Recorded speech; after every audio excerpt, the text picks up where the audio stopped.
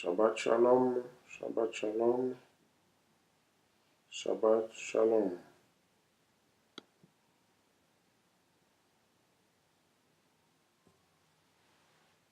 Shabbat Shalom, Shabbat Shalom. Peuple de Dieu, nous sommes déjà en live. Si vous pouvez vous connecter, parce qu'aujourd'hui nous avons un message très important et très capital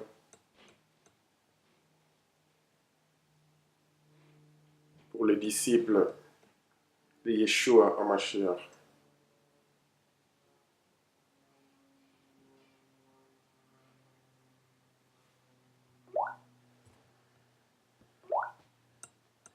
On attend que... Oui.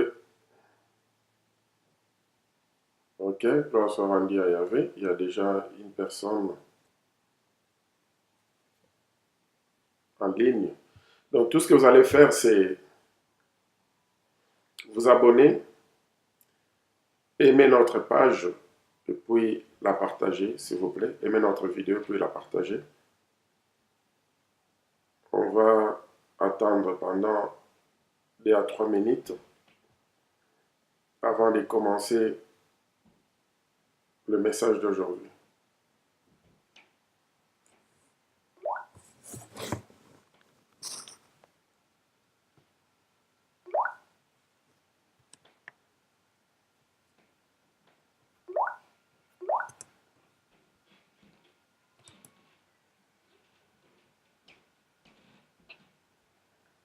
Shabbat Shalom, Shabbat Shalom.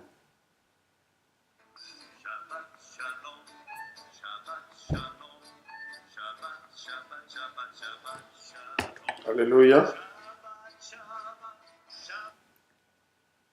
La deuxième personne est déjà connectée. Gloire soit rendue à Yahvé, on attend. Un peu de patience.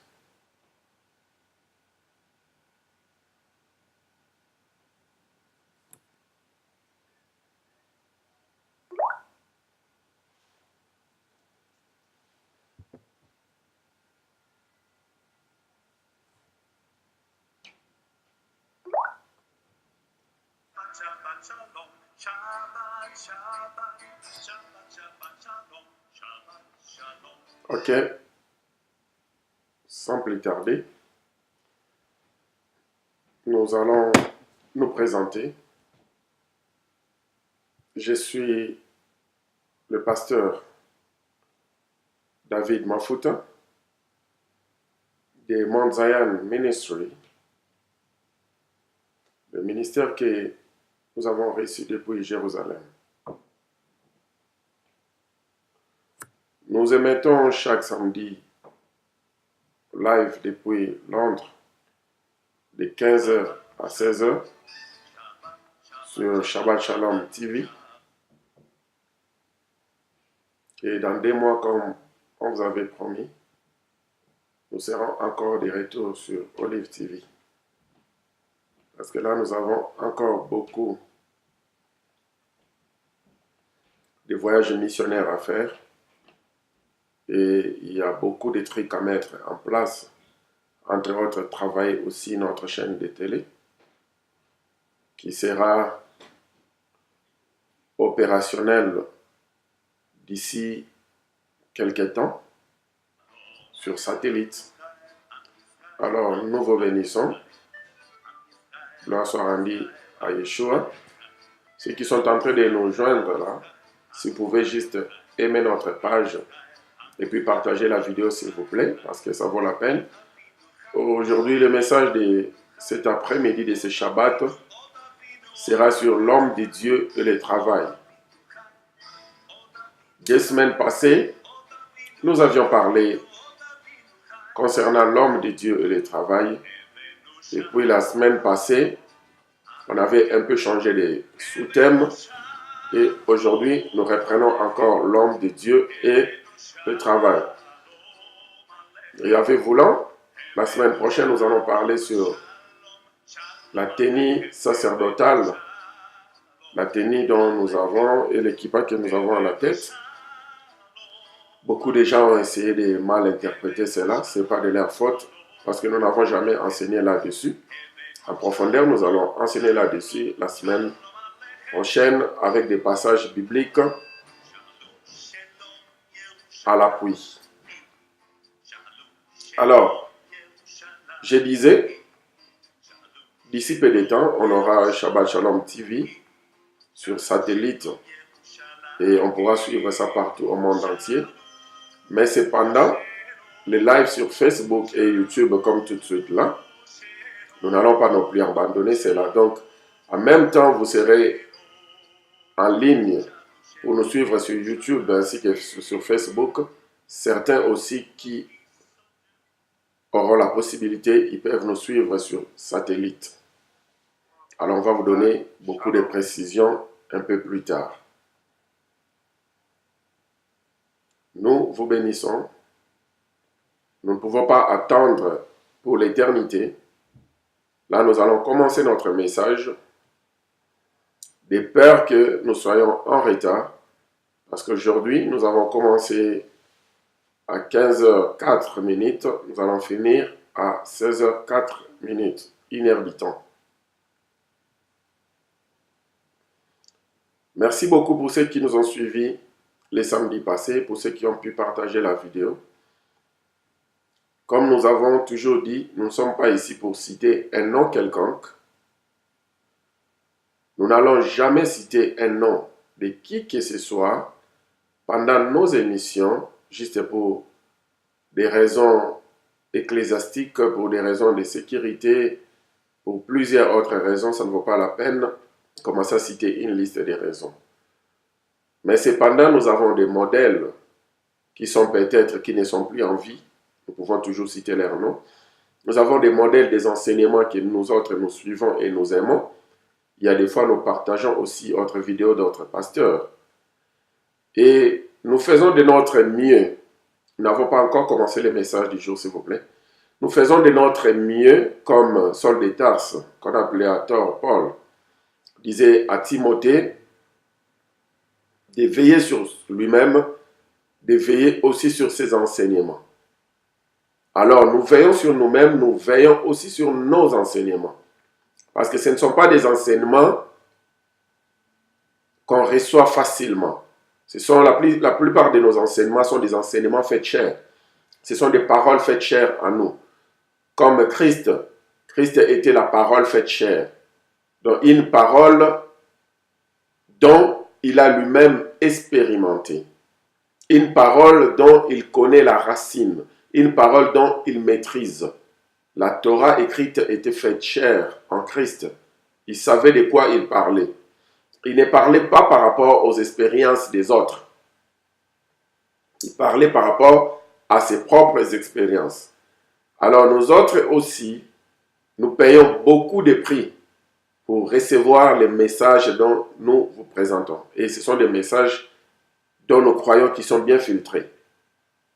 Alors, à tout moment, s'il y a un autre homme de Dieu, peut-être qui prêche un message en touchant directement sur ce que nous avons dit pour essayer de mettre la confusion au peuple d'Adonai, en ce moment-là, nous faisons de notre mieux donner des éclaircissements par rapport au message, sans pour autant citer les noms de l'homme de Dieu ou des hommes de Dieu en question, parce que nous savons qu'ils sont vraiment les hommes de Dieu et qu'il y avait les utilise comme ils nous utilisent aussi.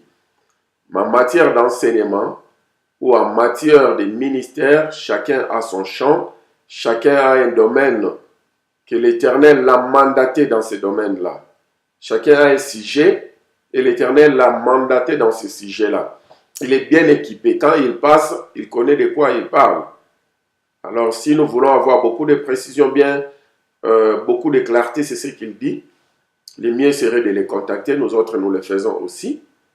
Il y a des pasteurs qui passent, par exemple, ils ont un sujet dont nous ne connaissons pas. On les appelle pour connaître davantage. Ou bien on envoie des messages d'encouragement. On les fait parce que nous tous, personne ne connaît grand.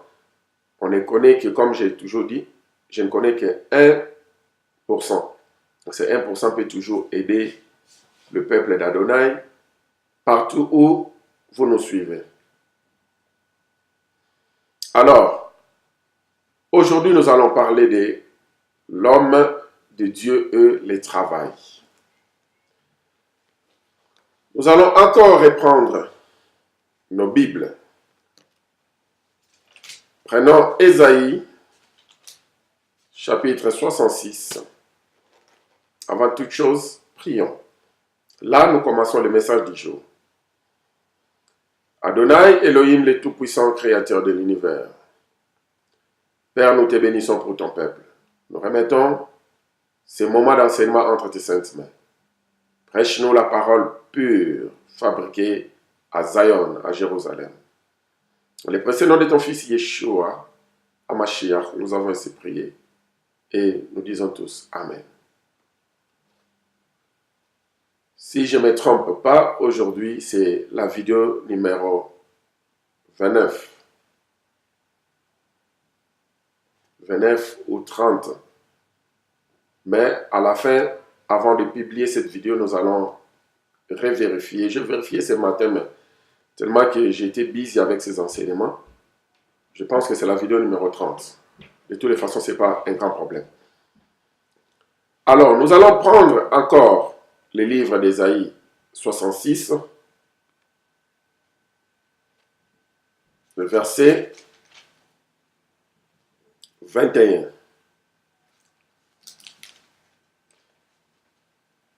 Ésaïe 66, le verset 21. Nous lisons la parole de Dieu avec respect. Et je prendrai aussi parmi eux des sacrificateurs, des Lévites, dit l'Éternel Yahvé. Ésaïe 66 parle de beaucoup de choses. Mais le thème principal d'Ésaïe 66, c'est vraiment le jugement des nations. Il parle plus pour les nations. Et il dit, à la fin de ce passage, un verset vers la fin, il dit que parmi les nations, il prendra aussi des sacrificateurs et des Lévites. Alors, nous avons pensé que l'affaire des Lévites s'est limitée aux Israélites et qu'on ne parlera plus des Lévites. Mais cependant, il y a une prophétie qui est sortie à Ésaïe 66, au verset 21, pour dire que parmi les nations, parmi les goïnes, donc le peuple païen, le peuple non juif, il prendra aussi des sacrificateurs, il prendra aussi des Lévites pour son service, n'est-ce pas? Alors, jadis, à l'époque, on parlait des Lévites, et nous savons que ces Lévites-là n'avaient pas d'héritage parmi les enfants d'Israël. Quand nous voyons par exemple Josué chapitre 13, le verset 33, où il a clairement dit quand ils étaient en train de faire le partage de la terre promise, où Yahvé dira à Josué de partager, de faire le partage des portions, des champs, des terrains et autres. Mais cependant, il n'avait jamais permis à ce qu'on donne une partie aux Lévites, parce qu'il avait dit que pour les Lévites, lui-même, il sera leur part, il sera leur héritage. Donc, un Lévite, comme on l'a vu, dans la Bible, n'avait pas d'héritage parmi les fils de Jacob. C'est Yahvé qui était son héritage. Alors, si Yahvé était son héritage, comment est-ce que ces gens-là vivaient alors? Parce qu'ils n'avaient pas droit à avoir des champs. Mais cependant, ils avaient droit à la vie. Alors, nous devons nous poser des questions. Comment est-ce que les Lévites vivaient? Nous prenons aussi 1 Chronique, chapitre 23, à partir du verset 24. 1 Chronique chapitre 23 à partir du verset 24. Ce sont là les fils de Lévi, selon leur maison paternelle, les chefs des maisons paternelles, d'après les dénombrements qu'on en fit en comptant les noms par tête. Ils étaient employés au service de la maison de l'Éternel depuis l'âge de 25 ans et au-dessus. Car David dit, l'Éternel, le Dieu d'Israël, a donné du repos à son peuple et il habitera pour toujours à Jérusalem. Et les Lévites n'auront plus à porter les tabernacles et tous les ustensiles pour son service. Ce fit, d'après les derniers ordres de David, qu'il y ait des dénombrements des fils de Lévi depuis l'âge de 20 ans et au-dessus. Nous avons bien vu qu'avant David, quand Yahvé avait institué la prêtrise et qu'il a donné la prêtrise aux Lévites, pour qu'on devienne Lévite, on devenait devenir Lévite à l'âge de 25 ans. À partir de 25 ans, on devient Lévite. Mais c'est pendant pour entrer pleinement dans ces fonctions lévitiques, il fallait attendre jusqu'à l'âge de 30 ans. C'est seulement à l'âge de 30 ans qu'on pouvait maintenant entrer dans ces fonctions lévitiques pleinement, j'ai dit, parce que déjà à 25 ans, on commençait déjà à travailler à temps partiel. Et à l'âge de 50 ans, on devait abandonner ces fonctions pour devenir juste un conseiller. Alors nous allons prendre un autre passage biblique avant de continuer. Nombre chapitre 4, le verset 3. Depuis l'âge de 30 ans et au-dessus, jusqu'à l'âge de 50 ans, tous ceux qui sont propres à exercer quelque fonction dans la tente d'assignation. Donc, à partir maintenant de l'âge de 30 ans jusqu'à l'âge de 50 ans, on dit tous ceux qui sont propres. Ça signifie tous ceux qui sont accomplis à faire ce travail-là. Parce qu'à l'âge de 25 ans déjà, c'était déjà une période de stage. Une période où on travaillait à temps partiel. À l'âge de 30 ans, c'est là où on commence maintenant à travailler à full time, en temps plein. C'est là où on devient maintenant consacré. Pour travailler à temps plein.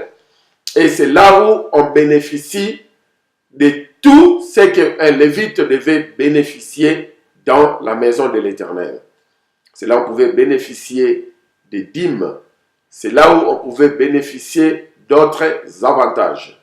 Par exemple, en Israël, tous les sacrificateurs, qu'on appelle aujourd'hui des rabbins, c'est le gouvernement qui les paye, c'est le gouvernement qui les donne les allocations. Ils n'ont pas droit à aller travailler, faire les travaux de main, parce que le gouvernement prend soin de ces gens-là. Alors, c'est un système qui avait déjà commencé depuis l'époque de Néhémie. Quand nous lisons Néhémie à partir du chapitre 10, commençons à partir du verset 30. C'est là où nous continuons le chapitre 10, tout le chapitre 11, tout le chapitre 12. Je savais que les suiveurs de Yeshua n'ont pas l'habitude de lire quand il s'agit d'une longue liste de noms, celui-ci fils de celui-là, celui-là fils de celui-là, grand-père de celui-là. Mais cependant, ça vaut la peine de méditer Néhémie chapitre 10, où on verra l'une des raisons qui est bien nommée au chapitre 12 de Néhémie, l'une des raisons, après nos études, nous avons compris que l'une des raisons qui a fait la faiblesse d'Israël à l'époque, jusqu'à ce que ces portes soient consumées par la fumée de feu, jusqu'à ce que le mirail commence à s'écrouler, c'était parce que tous les sacrificateurs et tous les lévites à l'époque avaient abandonné leur poste. Ils avaient abandonné leur poste, alors ils sont partis faire autre business. Pourquoi est-ce qu'ils avaient abandonné leur poste? Parce qu'Israël ne prenait plus soin des sacrificateurs, il ne prenait plus soin des lévites. On ne leur donnait plus leur dîme, on ne leur donnait plus leur portion qui leur revient. Aujourd'hui, comme on ne parle pas sur les sacerdoces royales, nous n'allons pas entrer en profondeur. Quand on parlera sur les sacerdoces royales, un sous-thème qui sera peut-être dans 5 ou 7 semaines, nous allons parler concernant les sacerdoces royales. C'est là où nous allons tout étaler en long et en large. Alors, Néhémie avait fait de sorte qu'avec son salaire et tout le bien qu'il avait, il avait restauré la prêtrise. Il avait fait que tous les prêtres, tous les sacrificateurs, et ces gens-là, les Lévites, il a fait que tous ces gens rejoignent leur poste, qu'ils reprennent le travail dans la maison de Yahvé, et lui prenait soin d'eux, il les payait, il donnait leurs allocations, et c'est comme ça qu'Israël a pu continuer ce système jusqu'à nos jours. Ces gens-là, c'est le gouvernement qui leur donne tout ce qu'ils peuvent avoir comme allocation. Ils ne partent pas travailler dans les champs, ils ne partent pas travailler dans le bureau. Par exemple, vous verrez les rabbins orthodoxes, quand vous partez au mur de lamentation, au Kotel à Jérusalem, ils font des tours. Comme nous faisons par exemple les gants, le shift en anglais. Il y a ceux-là qui font un gant le matin, les après-midi et puis le soir, 24 heures sur 24. Ils sont en train de tourner juste pour se rassurer que le mur est sécurisé et pour prier pour la nation. C'est ce qui fait aussi leur force. Alors, nous n'allons pas entrer en détail. Aujourd'hui, nous avons vu Yeshua est venu. Quand Yeshua est venu, Hébreu a bien parlé. Alors, l'auteur de l'Hébreu, qui reste un auteur inconnu, a beaucoup parlé sur Yeshua en tant que prêtre, en tant que sacrificateur et en tant qu'intercesseur de ses enfants. Là, nous voyons par exemple à Hébreu chapitre 8, où il a parlé de Yeshua en tant que prêtre, en tant qu'intercesseur de ses enfants. Nous voyons aussi dans Hébreu chapitre 4, si je ne m'abuse, je pense à partir du verset 14, où nous voyons, il a aussi parlé de Yeshua en tant que prêtre. Hébreu chapitre 7, il a aussi parlé de l'histoire d'Abraham et de Melchisedec, qui nous montre aussi que Yeshua, lui, est aussi descendu dans la lignée, pas dans la lignée de Lévi, mais plutôt dans la lignée de Melchisedec en tant que grand prêtre. Parce qu'au fait, Yeshua, comme il est là, il avait 3 fonctions principales. Quand il est né en tant que roi, en tant que prêtre et en tant que prophète. Bien sûr que oui, il comble et il a tous les 5 ministères en lui. C'est pourquoi même le cadeau des mages, c'était quoi? L'or, l'encens et le myrrhe. L'or, symbole des richesses et des royautés.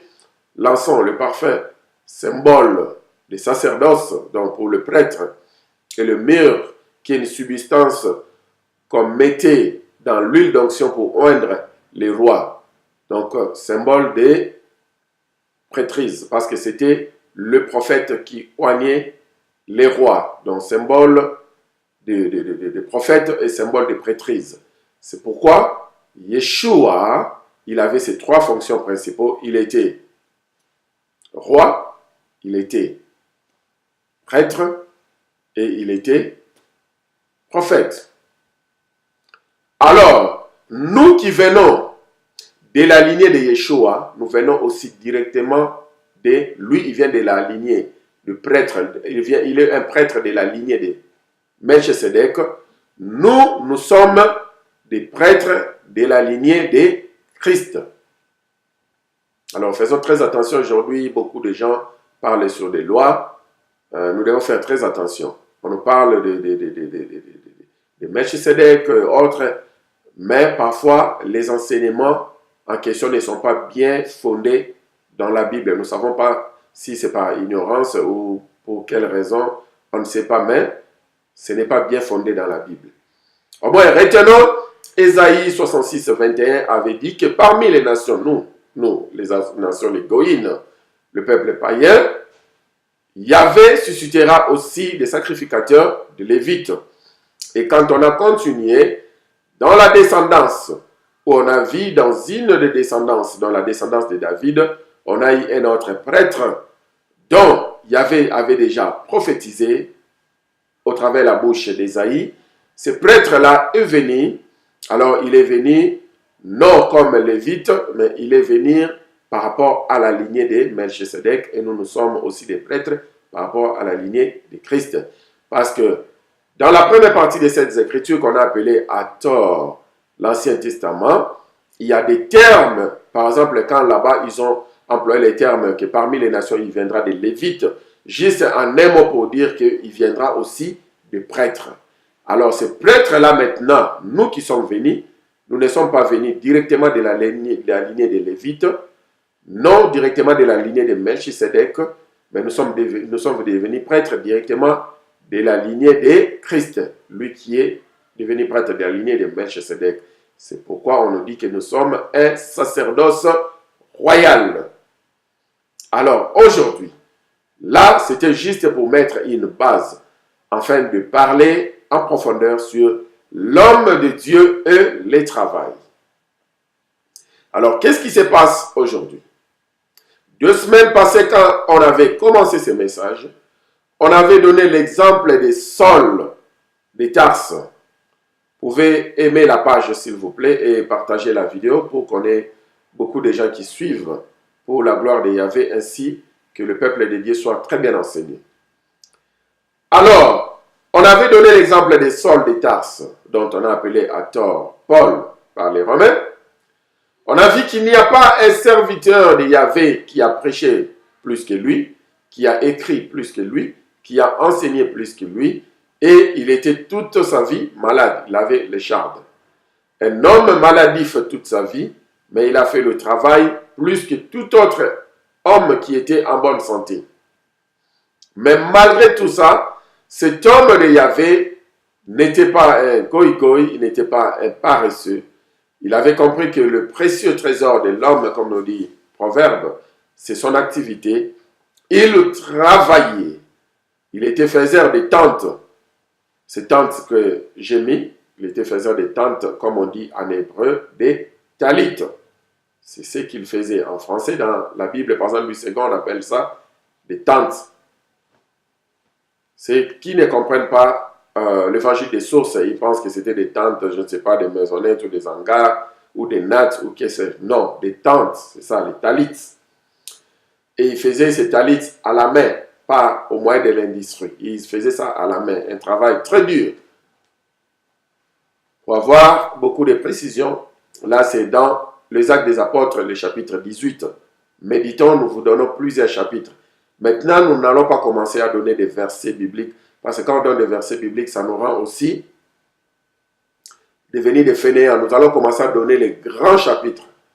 Parce qu'en donnant les chapitres, ça va aussi aider tout le monde, non seulement à méditer pour voir que Saul de Tarse était aussi faiseur des tentes, bien que c'est juste au début du chapitre 18, mais ça nous donne aussi l'appétit de continuer toujours les restes de ces chapitres-là.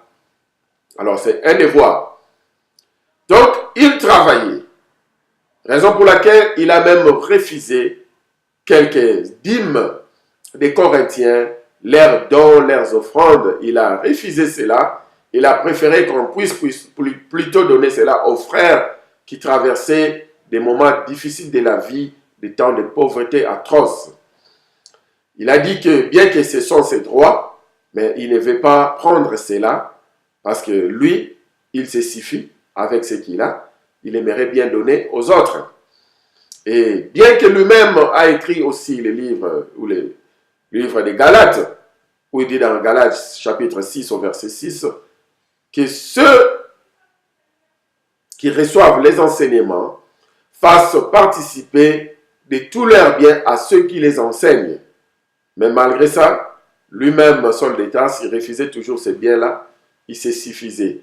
Lui, il comptait plus sur l'évangile que sur les biens, sur les finances, sur autres. C'était ça, la base de son service. Et pas seulement lui, il a aussi hérité ça des anciens qui l'ont précédé, les Pierre, les Jean, tous les 12 apôtres et tous les autres disciples de Yeshua à l'église primitive. Nous voyons les actes des apôtres. Si nous pouvons commencer à partir, par exemple, du chapitre 5, où nous verrons l'histoire de Saphira et d'Ananias, parce que c'était déjà une coutume dans cette église-là, où les gens commençaient à vendre leurs biens, leurs parcelles et autres, et ils mettaient leurs biens ensemble pour essayer de résoudre les problèmes de ceux qui traversaient la pauvreté, pour donner la balance et l'équilibre dans cette église primitive, où Saphira et Ananias ont trompé, bien que c'était leur propre bien. Mais après la parole de Pierre, et tous deux ont soupiré à tour par tour. On a commencé par Ananias et puis sa femme Saphira. Ils sont tous expirés, ils sont tous deux morts. Alors on a vu le danger de mentir au Saint-Esprit de Dieu et de mentir à Adonai. Mais aujourd'hui, qu'est-ce qui se passe? Aujourd'hui, c'est complètement le contraire. Aujourd'hui, l'homme de Dieu ne veut pas travailler. L'homme de Dieu se dit qu'il est là à temps plein, il ne peut rien faire, et ce sont les autres qui partent travailler pour lui. Et quand ils viennent payer les dîmes et les offrandes, des actions, des grâces, ils font des actions peut-être une fois par an, où ils appellent cela Galates 6, où les disciples viennent avec leurs biens, ils donnent au pasteur. Et cependant, le pasteur ne fait absolument rien, il est assis à la maison. Et ils ont un terme, je ne sais pas où est-ce qu'ils ont trouvé ce terme, où ils disent que je suis pasteur à temps plein. Alors, ce sont les autres qui vont aller travailler. Et puis, quand il s'agit des dîmes et les offrandes, il va tellement mettre l'accent, jusqu'à tel point vous pouvez remarquer que sa prédication a fait peut-être 30 minutes. Et quand tu parles des offrandes, il va parler pendant plus de 30 minutes. Insister, arriver même à citer les noms des gens, et arriver même à piétiner la loi de la sémence, ou la loi de la sémence, une des lois des sémences qui dit que quand la main droite donne, que la gauche ne sache pas, vice-versa, quand la gauche donne, que la droite non plus ne sache rien. Mais il fera de sorte que quand la main droite va donner, il faudrait que la main gauche soit au courant de cela. Alors, ceux qui ont $100 qui s'élèvent, ceux qui ont $1000 s'élèvent, ceux qui ont $5000 s'élèvent. C'est vraiment une publicité et il expose tout le monde.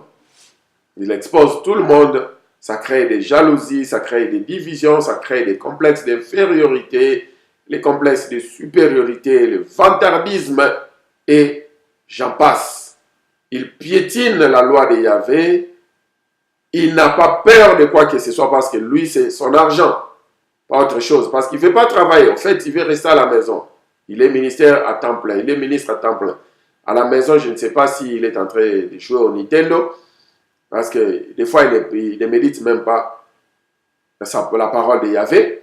On voit cela quand il viendra présenter ses enseignements, que ces enseignements, le pasteur n'avait pas médité là-dessus.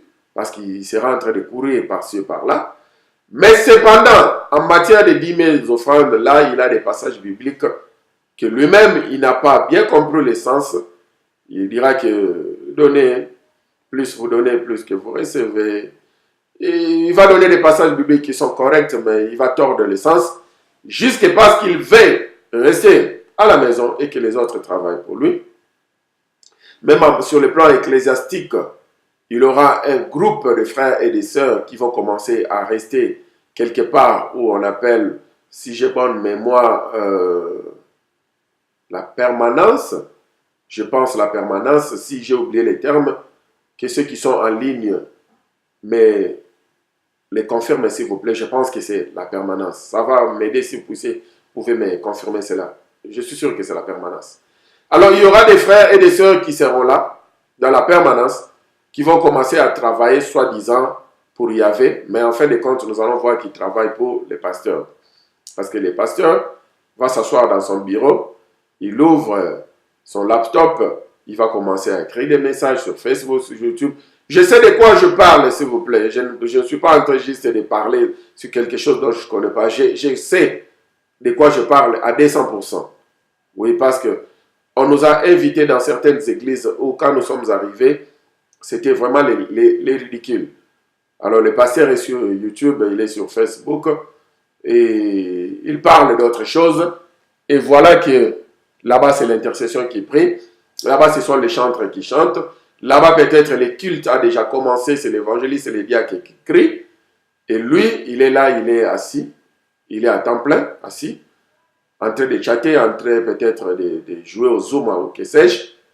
Et quand ça sera le moment de la prédication, c'est en ce moment-là où on va l'appeler, il va commencer à entrer. C'est là où on va commencer à chanter que celui-ci est vraiment de Dieu. Il est venu faire le travail, c'est celui les gens vont acclamer. Et autres, nous ne sommes pas contre cela. Nous devons plus acclamer Christ, mais ce n'est pas un problème si les gens acclament parce que certains risquent de dire que c'est, je ne sais pas, ils risquent de mal interpréter. Ne mettons pas le clou là-dessus, mais ça donne autre chose. Moi, j'étais vraiment mal à l'aise et ça me faisait la honte. D'abord, nous n'avons pas commencé les cultes. Pour moi, nous sommes en retard, bien que j'étais là peut-être le premier avant même que l'église, le culte ne commence. Mais le pasteur lui-même n'est pas encore arrivé. Où il est arrivé, nous sommes là en train de causer et il fait autre chose. Parce que lui, il connaît que ses finances sont déjà là. Surtout le dimanche, ça ne rate pas. Alors, vous voyez qu'un culte qui se passe hors les cultes de Yahvé, hors les cultes sacerdotaux. Donc, ce n'est pas dans la Bible. Ce n'est pas dans la Bible. Comme un pasteur pouvait chanter, un chantre de l'Éternel, il est aussi pasteur, il a donné le titre à un album, donc nous n'allons pas citer les noms directement, sinon les gens vont comprendre. C'est vraiment ça. C'est vraiment ça, un pasteur qui est bien assis. Il est tellement professionnel, non seulement qu'il ne veut pas faire les travaux de la main, aller au travail ou autre chose, même le travail de l'église, ce n'est plus son niveau. Il a tellement dépassé ce niveau-là. Il a dépassé les niveaux de louange, les niveaux d'adoration. Lui, il se présente quand c'est la prédication. Il va prêcher pendant quelques minutes. Il va parler des 10 000 offrandes, plus des minutes qu'il n'a prêché. Les frères et sœurs viendront encore pour appuyer là-dessus. Et on fera faire des défilés aux gens. Les gens de $100 vont passer, $1000, $20, $10. Et il y aura certains qui auront une bénédiction particulière parce qu'ils ont 5 000, $10 000, $1000. On va prier sur eux, peut-être en imposant la main. Et les autres, peut-être parce qu'ils ont $10. Il faudrait juste les saluer. Je ne sais pas ceux qui auront peut-être $1. On risque de leur donner un doigt. Pour les saluer avec un doigt. Je ne sais pas parce qu'ils méritent une petite bénédiction. Ignorant que la dame, la vieille qui a reçu la plus grande bénédiction à l'époque de Yeshua, quand il est entré dans le temple, pendant qu'il était en train de contrôler le panier des offrandes, il était en train vraiment d'observer ce panier, raison pour laquelle il a vu la dame qui avait mis sa dernière pièce, et il a fait la louange de cette dame, plus que ceux-là qui pouvaient mettre des $100 000, $1 million, parce que peut-être c'était juste des cacahuètes ou bien l'argent des poches pour eux, mais pour cette dame-là, c'est tout ce qu'elle avait. Alors Yeshua avait vraiment fait la louange de cette dame-là. Aujourd'hui, dans nos églises, la première pièce, la dernière pièce que vous amenez $1, le pasteur juste risque de vous bénir avec un seul doigt, parce que vous ne méritez pas l'imposition de sa main pour ceux qui ont donné $10 000, $1000, $100 ou que sais-je, j'en passe. Alors, est-ce que l'homme de Dieu doit aller travailler ou l'homme de Dieu doit rester à la maison? Commençons d'abord par l'homme de Dieu par excellence, Yeshua HaMashiach lui-même. Né, grandi, jusqu'à sa mort et pour l'éternité, il reste et il restera prêtre. Il reste et il restera roi, prêtre, prophète, évangéliste, apôtre, tout. Vraiment un ministre de Yahvé par excellence, lui-même Yeshua HaMashiach.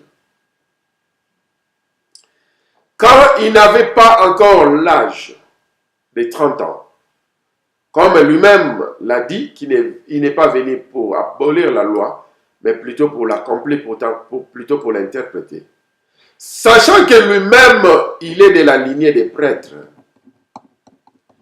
et que le prêtre devait entrer en temps plein.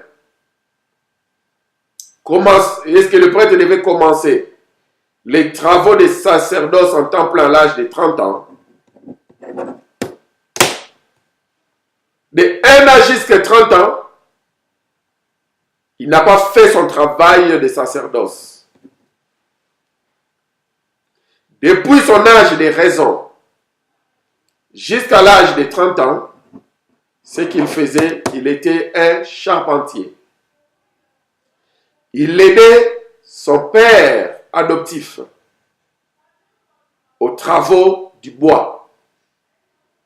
Et le charpentier dont il s'agit, ce n'est pas les charpentiers industriels aujourd'hui, qui ont des machines, ils ont des étaux, ils ont des scies électriques et autres. Non. Les charpentiers à l'époque, c'était un grand travail, c'était comme des corvées. Il a fallu aller au bois, couper un arbre, tailler des branches, faire des chaises, des lits. C'était un travail difficile.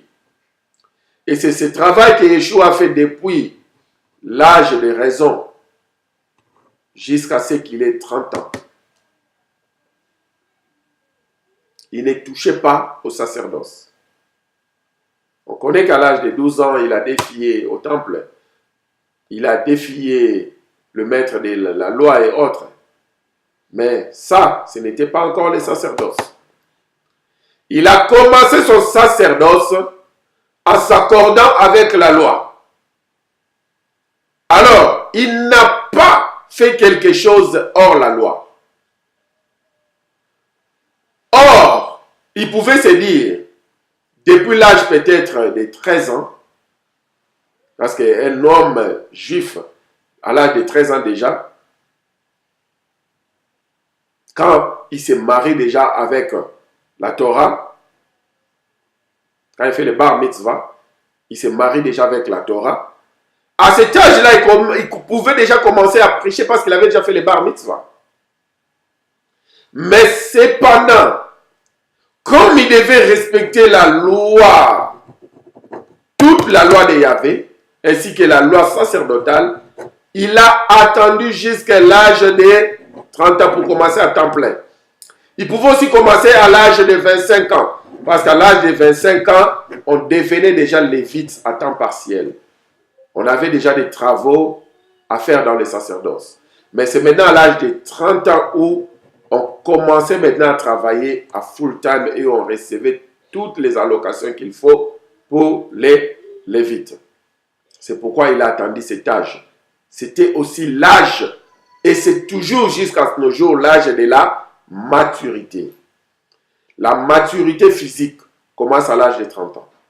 C'est pourquoi aujourd'hui, ceux qui sont en train de nous suivre, qui ont déjà l'âge de 30 ans et plus,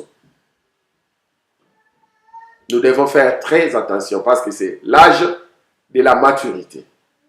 On ne peut plus commencer à faire des histoires comme un enfant. Et sur le plan spirituel aussi, nous avons l'âge de la maturité sur le plan spirituel. Alors, bizarrement, l'âge spirituel et l'âge physique est totalement différent. Physiquement, on pouvait avoir 30 ans, mais spirituellement, on pouvait avoir 1 an, on pouvait avoir 6 mois, on pouvait avoir 1 jour, on pouvait avoir 0 ans. Alors, nous devons faire très attention. Il y a même de ceux-là qui ont commencé avec Yeshua. Il y a de ceux-là 40 ans, il y a de ceux-là 50 ans, peut-être qui sont ministres de Yahvé, peut-être qui sont frères ou sœurs en Christ. Mais jusqu'à aujourd'hui, peut-être sur le plan spirituel, ils n'ont que 1 an. Ou bien ils n'ont que 5 ans. Donc, ils ne sont pas encore qualifiés au travail des sacerdoces. Bien que 70 ans en âge, ou 70 ans en âge pour les Belges, mais sur le plan spirituel, l'âge sacerdotal, peut-être ils n'ont que 20 ans, peut-être ils n'ont que 19 ans, peut-être ils n'ont que 15 ans. Ils n'ont pas droit à commencer l'œuvre sacerdotale parce qu'ils ne sont pas encore matures. Alors Yeshua, en respectant cela, il a entendu, il a travaillé comme charpentier jusqu'à cet âge-là. Alors à cet âge-là, il a commencé son ministère à 30 ans, le ministère à temps plein.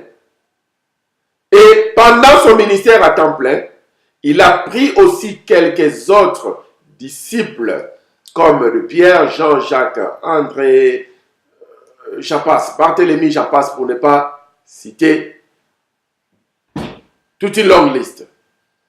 Tous ces gens-là aussi, comme le Pierre, le Jean, les André, et aussi, ils étaient travailleurs, ils étaient des pêcheurs. Entre autres, on aura par exemple Matthieu qui était collecteur d'impôts. C'était des gens qui travaillaient eux aussi, gagnaient leur pain avec la sueur de leur front. Alors, quand il les a pris, et qu'ils ont commencé maintenant à travailler ensemble dans son ministère à temps plein, qu'est-ce qu'il a fait? Il les a dit de ne plus retourner aux travaux de la main, de rester avec lui pour travailler à temps plein dans son ministère, dans son sacerdoce. Et puis lui, il prenait maintenant soin d'eux à 100%. Parce que vous vous souvenez que Pierre lui posa la question pour savoir, mais nous avons tout quitté pour te suivre, nos biens, tout ce que nous avions comme richesse pour te suivre. Qu'est-ce que nous aurons alors? Il les a dit qu'au temps présent, vous aurez des souffrances, des attribulations, des ceci, cela, mais aussi au temps présent, vous aurez aussi des pères, des mères, des richesses, des maisons et autres. Parce que lui-même, il était devenu leur pourvoyeur. Il prenait soin de ses apôtres en tout et pour tout. Et en donnant la bourse à Judas Iscariote, c'est lui qui tenait la bourse. Tout ce qu'ils avaient comme moyen de troc ou de finances, si nous pouvons utiliser les termes aujourd'hui, c'était entre la main de Judas Iscariote qui devait et qui l'a trahi à la fin de sa course. Alors, ils étaient bien équipés et c'est lui qui faisait ça. À un moment donné, même quand il devait traverser une ville et qu'il n'avait pas quelque chose à payer l'impôt, alors il dira à Pierre d'aller lancer la maison et que le premier poisson qui sortira, qu'il ouvre la bouche de ces poissons, il va avoir de quoi payer leur impôt avant de traverser la ville. Donc, je ne sais pas ces jours-là qu'est-ce qui s'est passé avec la bourse. Est-ce que Judas Iscariote avait bouffé l'argent? Est-ce que vous savez jusqu'à aujourd'hui dans nos églises, ceux qui tiennent la bourse, nous devons beaucoup prier pour eux parce que c'est un domaine très glissant. La plupart des gens qui tiennent l'argent dans les églises, ils finissent mal si on ne les soutient pas par la prière parce qu'ils sont toujours tentés. Je ne sais pas qu'est-ce qui s'était passé ces jours-là si Judas était tenté, il avait bousillé l'argent, la caisse. Alors, il a fallu maintenant une finance, un moyen où on devait payer leurs impôts d'une manière miraculeuse. Il a fallu un moyen miraculeux. Est-ce que ce sont les disciples qui ont demandé ces moyens miraculeux? Non, c'est Yeshua, leur maître, qui avait jugé que ça se passe d'une manière miraculeuse. Ils ne se sont pas assis pour dire que Yeshua, maintenant, accomplit un miracle, fait sortir l'argent dans la poche de quelqu'un ou dans la bouche du poisson. Non, lui-même avait jugé bon de le faire. Alors, ils ont payé leur impôt, ils ont traversé. Mais soutenons une chose, ou bien retenons une chose. C'est lui, quand il les a pris à temps plein, ses apôtres, il commençait aussi à prendre charge de ses apôtres lui-même à temps plein. Alors, qu'est-ce qui se passe aujourd'hui dans nos églises? D'abord, nous remarquons que parmi les sacrificateurs, il y a des sacrificateurs qui ne sont pas matures. Je ne parle pas de la maturité seulement sur le plan physique. Je parle plus sur le plan spirituel. Parce qu'il y a des gens comme des Jérémie qui étaient encore des enfants, mais les avait déjà dotés d'une maturité qui dépassait les grands. Il y a des David qui étaient encore des teenagers, qu'est-ce qu'on dit, adolescents en français.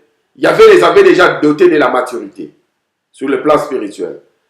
Alors aujourd'hui, dans nos assemblées, nous allons voir qu'il y a même des pasteurs, même des évangélistes, il y a même des frères qui ne sont pas encore matures sur le plan spirituel. Et on leur donne des postes. Celui-ci devient chantre, l'autre là, je ne sais pas, secrétaire, diacre et autres. Or, à l'époque, les chantres, par exemple à l'époque de David, David tirait les chantres parmi les Lévites. Donc, un chantre connaissait les sacerdoces. Ce n'était pas un musicien comme il connaît manipuler la guitare. Il a défrisé ses cheveux, il met son pantalon jusqu'au niveau de son cou, il vient à l'église, c'est lui qui va se tenir, et c'est le chantre de l'Éternel pour amener le peuple de Dieu à adorer son Yahvé. C'est la corruption qu'on apporte. Un chantre, ce n'est pas n'importe qui. Alors, les gens qui ne sont pas matures, ce sont ces gens-là maintenant qu'on donne les sacerdoces. Ce sont ces gens-là qu'on donne les services de Yahvé dans le temple. Ça crée des dégâts. Ce frère choriste va commencer à engrosser toutes les filles à l'église. Quand on va se rendre compte, il a déjà engrossé cette fille, la perfection. Chiffre de la perfection. Il a déjà fait ça. C'est trop tard. Quand on se rend compte de cet évangéliste-là, partout où il sort, il a déjà engrossé une fille. C'est trop tard. Et le pasteur, lui, oh, ce n'est pas son problème. Lui, ce sont les offrandes et les dîmes. Cependant, quand il ouvre la deuxième partie des Saintes Écritures qu'on a appelée à tort le Nouveau Testament, nulle part on a enseigné ou on a parlé sur les dîmes. Nous ne sommes pas contre les dîmes. Parce que maintenant, nous avons déjà commencé la base des enseignements sacerdotaux. Quand nous allons parler de la loi de la sémence, nous allons aussi parler des dîmes et les offrandes, où nous allons enseigner les gens par rapport à cela. Les gens n'attendront plus 45 minutes, 30 minutes pour que le pasteur finisse sa salive afin d'aller donner sa dîme ou les offrandes, comme ça se passe à la synagogue. À la synagogue, il n'y a pas un moment où on parle que c'est maintenant le temps des dîmes et les offrandes. Non. Il y a déjà des bourses, il y a déjà des caisses qui sont au coin des synagogues, peut-être devant la porte, peut-être dans un coin quelconque que tout le monde connaît. Ils arrivent peut-être avant le service, ils donnent leurs dîmes, ils donnent leurs offrandes, ils mettent ça directement dans la caisse. Parfois, à la fin du service, ils mettent ça. C'est ce que l'Église arrivera aussi à ce niveau-là. Soutenons-nous les uns les autres pour pousser ces enseignements plus. Les gens vont comprendre. De la même manière, personne ne discute pour payer ses taxes gouvernementales. Personne ne va discuter pour payer ces taxes du royaume des cieux qui sont des dîmes. Nous n'avons encore rien dit, mais ce sont des taxes. Alors nous allons en parler davantage plus tard. Le pasteur, lui, il est ignorant. Et il va prêcher aux gens pour dire que nous ne sommes plus sous la loi, mais nous sommes sous la grâce. Contrairement à ce que Yeshua lui-même a dit, et il a respecté même la loi jusqu'à atteindre l'âge de 30 ans. Ce n'était pas par hasard que Yeshua a attendu jusqu'à 30 ans pour commencer son ministère. Il a fallu qu'il puisse respecter la loi sacerdotale. Et il n'y en a pas dans la deuxième partie des Saintes Écritures. C'est dans la première partie des Saintes Écritures, cette loi. La même comme la loi des dîmes. Alors, ces derniers serviteurs vont complètement refuser toute la loi de Yahvé. La théologie des remplacements va leur prêcher, nous prêcher que nous ne sommes plus cette loi. Nous sommes maintenant sous la grâce. Mais cependant, ils vont récupérer une de ces lois-là. La loi des semences concernant les dîmes et les offrandes. Ils vont appliquer ça à l'Église. Mais comme nous ne sommes plus sous la loi, pourquoi payons nos dîmes? Parce qu'il n'y en a pas. Nous qui sommes sous la grâce que nous n'avons pas encore bien compris jusqu'à aujourd'hui. Oui, nous avons prêché beaucoup sur la grâce, nos vidéos précédentes. Vous pouvez encore récupérer nos vidéos précédentes pour suivre cela. Alors, quelqu'un qui dit que nous ne sommes pas sous la loi, mais concernant les finances, les offrandes, là, ça ne rate pas. Là, nous sommes sous la loi. Donc, pour eux, nous sommes sous une seule loi. La loi là, de l'Ancien Testament, nous ne sommes plus là. Mais concernant les finances, ça ne rate pas, nous sommes là. Nous sommes là. Quand Malachie chapitre 3 parle, on dit à apporter à la maison de l'Éternel. On parle de la maison d'Israël. Maison d'Israël. Est-ce que cela se limite seulement pour la maison d'Israël? Non. Mais pour nous autres, les disciples de Yeshua, les descendants d'Abraham sur le plan spirituel, nous en bénéficions toujours. Nous acceptons tout ça. Mais il y a qui diront non. La loi là, c'était pour la maison d'Israël. Mais même les dîmes, c'était pour la maison d'Israël. Pourquoi prendre les dîmes aujourd'hui?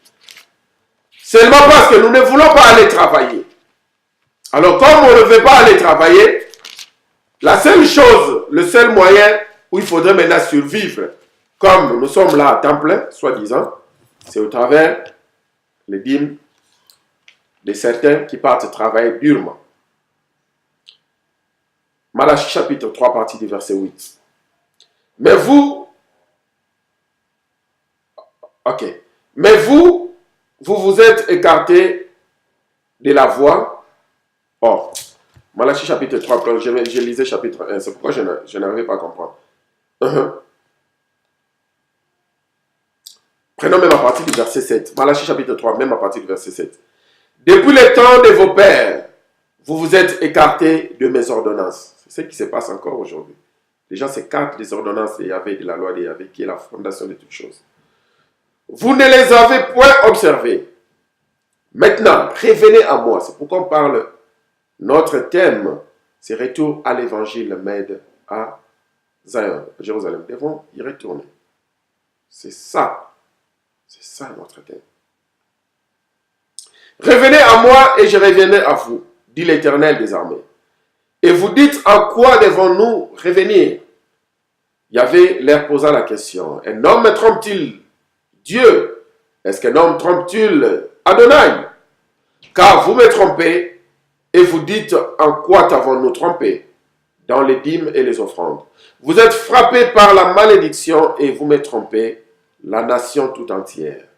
Il parlait ici, il parlait aux Juifs. La nation dont il s'agissait d'Israël. Nous allons donner des stratégies au moment opportun. Comment est-ce qu'une nation peut vivre dans l'abondance sans pour autant connaître la pauvreté?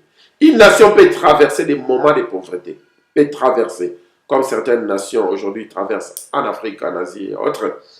Mais c'est pendant la finalité des choses. Une nation doit vivre dans l'abondance. Si la nation, l'Éternel est Yahvé, si l'Éternel est Dieu dans une nation, la nation doit vivre dans l'abondance. Surtout, la nation ne peut pas crier à cause de la nourriture et à cause de la boisson. Si vous voyez une nation, vous connaissez une nation qui crie jusqu'à aujourd'hui à cause de la nourriture et de la boisson, sachez que cette nation vit dans la malédiction. Parce que ceux qui sont en tête n'ont pas donné la place à Yahvé, ils ont plutôt donné la place à Baal. Alors, au moment opportun, ça peut prendre des années, peut-être des mois. Vous allez vous souvenir de cette vidéo parce que je vais renvoyer ça au moment opportun. Comment est-ce que nos nations vivront dans l'abondance en respectant la loi de Yahvé, en respectant la loi des dîmes et des offrandes. Retenons, je souligne cela, je sais de quoi je parle. Alors, là, il s'agit d'Israël et tous les descendants d'Abraham qui seront en Christ. Parce que la loi, c'est pour Israël et pour tous les descendants d'Abraham qui sont en Christ. Mais ceux qui disent que nous ne sommes plus sous la loi, nous sommes sous la grâce, ils bafouent la loi. Je ne sais pas il s'agit de quelle loi. Je ne sais pas il s'agit de quelle loi. Ils peuvent voler maintenant, ils ne sont plus sous la loi, ils peuvent faire tout ce qu'ils peuvent, non? Ils peuvent tabasser les gens, casser des maisons, ils ne sont plus sous la loi. Et la loi ne peut rien faire, ils sont sous la grâce. Mais cependant, en matière de dîmes, ils se mettent sous les jougs de la loi, en matière de dîmes. Alors, à partir d'aujourd'hui, commençons à poser la question à tout pasteur qui nous dira que nous ne sommes plus sous la loi, mais sous la grâce. Posons-lui 3 questions. Premièrement, de nous donner un seul passage biblique. Premièrement, de nous donner un seul passage biblique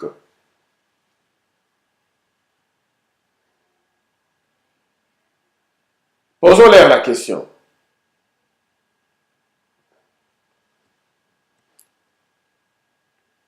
Oui. Donc, c'est comme on disait. Posons la question à tout pasteur, s'il vous plaît, qui nous dira que nous ne sommes plus sous la loi, mais nous sommes sous la grâce. Posons-lui la question. La question à question. Posons 3 questions à ces pasteurs-là. Premièrement, de nous donner un seul passage biblique ou un seul verset biblique qui parle des dîmes. Deuxièmement, nous allons lui dire, comme vous n'avez pas donné un seul passage biblique et que vous dites, nous ne sommes plus sous la loi. Alors, la loi sur les dîmes, devons-nous respecter cette loi, oui ou non? Vous connaissez sa réponse. Et troisième question, dites que pasteur, soit vous acceptez que oui, la loi c'est la base et que nous sommes sous la loi qui a été interprétée par le Saint-Esprit de Dieu. Et nous-mêmes, nous ne pouvons pas accomplir cette loi, c'est le Saint-Esprit de Dieu qui accomplit cela à nous. C'est alors que nous allons reprendre de payer nos dîmes. Je pense que ces 3 questions aideront à nos pasteurs, aideront à la théologie des remplacements de redresser ces tirs. Et tout le monde comprendra que la loi de l'Éternel est éternelle. La loi de l'Éternel est éternelle. Comme Josué 1,8 nous dit, que ce livre de la loi ne quitte pas de ta bouche. Nous devons le méditer jour et nuit et mettre en pratique ce que nous méditons. C'est la clé du succès et de la réussite dans tous les domaines de notre vie. Si nous négligeons cela, vraiment, nous sommes mal partis. Alors, l'homme de Dieu et le travail. Nous allons équilibrer ces messages. Normalement, nous sommes déjà à la fin d'une heure du temps. Mais accordons-nous même 10 minutes ou je ne sais pas. Accordons-nous quelques minutes pour balancer ces messages.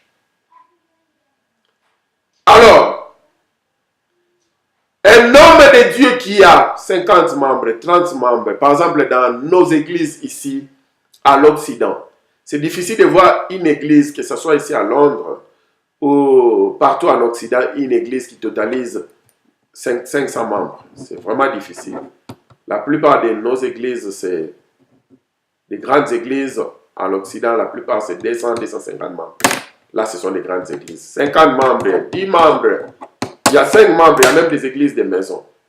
On ne se moque pas d'une église de maison parce que la plupart des églises que nous voyons dans la deuxième partie des Saintes Écritures, ce sont des églises de maison, des assemblées de maison.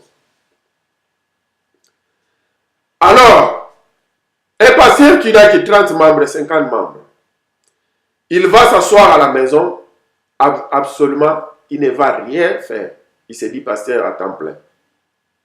Et ce sont les frères qui vont aller travailler pendant l'hiver, pendant des moments difficiles pour aller chercher de l'argent, les dimanches pour apporter la dîme. Et quand il n'amène pas la dîme, quand il commence à enseigner sur la dîme et les offrandes, il commence à maudire les gens, il commence à mentir. Même pour ceux qui ne payent pas leur dîme, ils vont finir leur vie en enfer, ils commencent à faire peur les gens et autres. Non, ce n'est pas parce qu'on ne paye pas sa dîme qu'on va finir sa vie en enfer. On va beaucoup endurer, beaucoup souffrir sur cette terre des hommes. Et ça peut être aussi une des raisons pour abandonner la foi parce que vous endurez tellement et que vous n'avez pas de patience, vous ne vous retrouvez plus parce qu'aujourd'hui l'église est mal enseignée. Vous abandonnez le chemin, ça finit aussi, ça peut aussi vous amener en enfer. Si on contourne les messages dans ce sens-là, oui. Alors, ils vont donner des passages bibliques juste pour amener à ce que les gens puissent payer leurs dîmes et leurs offrandes. Et c'est comme ça qu'ils vont se faire beaucoup d'argent. Nous ne sommes pas contre qu'un pasteur devienne millionnaire à cause des dîmes. Si même un pasteur peut devenir billionnaire à cause des dîmes, gloire soit rendue à Yahvé. Aujourd'hui, on peut avoir un pasteur qui a une grande église locale Et ces disciples sont bien rémunérés. Il y a des disciples qui ont des salaires, je ne sais pas, de 10 000 $, où leur dîme chaque mois, c'est 1 000 $.